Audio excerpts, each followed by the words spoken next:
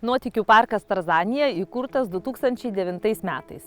Parko veikla prasidėjo nuo laipynių medžiuose ir tai praktiškai kiekvienais metais, neskaitant pandemijos, kas antrais metais veiklas vis pramogų plėtė, maitinimo, apgyvendinimo ir buvo tokia mintis, kad turime laipynės medžiuose, turim pašėlusius kalnelius, turime mažiesiems vaikams tinklus medžiuose.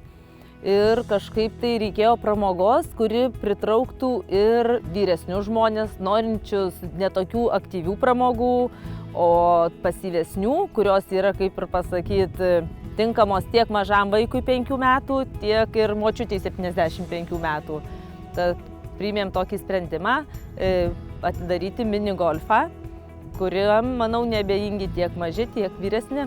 Taip pat, darant mini golfą, rašėme projektą ir įsisavinome lėšas iš Alytaus vietos veiklos grupės, kas padėjo įgyvendinti projektą lengviau ir su mažesnėm finansinėm sąnaudom. Šalia nuotykių parko Tarzanija, kuris įsikūręs pačioje Dzūkijos širdyje šalia Alytaus, taip pat yra Dzūkijos dvaras, kad klientai papramogavę, atsipūtę, pailsėję galėtų užsukti į Dzūkijos dvarą, pavalgyti.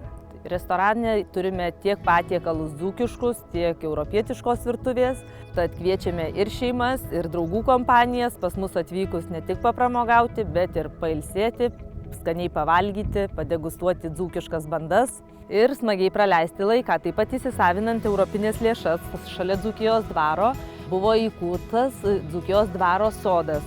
Tai taip pat buvo įsisavintos VVG lėšos.